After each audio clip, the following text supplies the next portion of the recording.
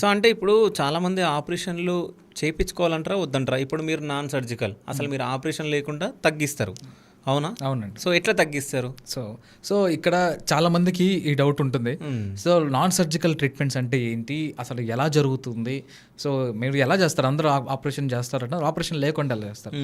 So నేను ముందుగా key point చెప్తాను. సో మన ట్రీట్మెంట్లో ఏంటి అంటే జనరల్గా ఏ ట్రీట్మెంట్ ఏ ప్రాబ్లంకైనా 2 ఎముకల మధ్యలో ఒత్తిడి పడడం వల్ల డిస్క్ అనేది బయటకు వచ్చేసింది.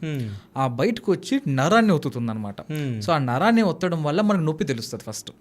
సో ఆ నొప్పిని తగ్గించుకోవడానికి మనం ఏం వాడతాము, పెయిన్ కిల్లర్స్ వాడతాము, లేదా ఇంజెక్షన్స్ చేయించుకుంటాం, లేదంటే ఆపరేషన్ చేసుకుంటాం.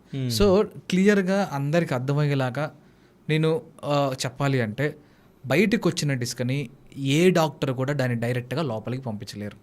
ఓకే, డైరెక్ట్గా ఏ డాక్టర్ కూడా దాన్ని లోపలికి పంపించలేదు. అంటే దానంతలో అది వెళ్ళిపోతుందా? అంటే మనము టాబ్లెట్స్ కానీ అదేమన్నా తీసుకు ఏంటంటే ఇక్కడ 2 మార్గాలు ఉంటాయి. ఓకే, సో డిస్క్ బయటకు వచ్చింది, దాన్ని మళ్ళీ న్యాచురల్గా అవ్వాలంటే దానంతటా అది లోపలికి వెళ్ళాలి ఒకటి, లేదా సర్జరీ ద్వారా కట్ చేసి బయటకు వచ్చిన డిస్క్ని డిస్కెక్టమీ అంటాము.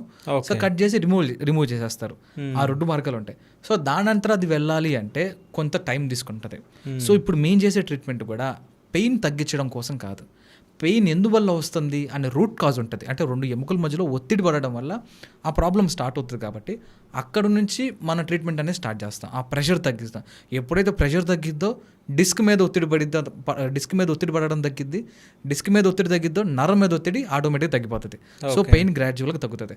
ఆ తర్వాత పేషెంట్స్కి మేము కొన్ని ఎక్సర్సైజెస్ అనేవి ప్రిస్క్రైబ్ చేస్తాము. కంటిన్యూగా వాళ్ళు ఆ ఎక్సర్సైజ్ ప్రోటోకాల్ అనేది చేసుకుంటూ ఉంటే అది గ్రాడ్యువల్గా డిస్క్ అనేది మళ్ళీ లోపలికి వెళ్ళే అవకాశం ఉంటుంది ఖచ్చితంగా. సో న్యాచురల్ హీలింగ్ ప్రాసెస్ని మనం ఎంకరేజ్ చేస్తాం.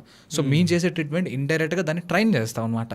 సో ఖచ్చితంగా ఎటువంటి ఆపరేషన్ ఇంజెక్షన్స్ లేకుండానే మనం చేయడానికి 90% పేషెంట్స్లో అవకాశం ఉంటుంది. ఓకే.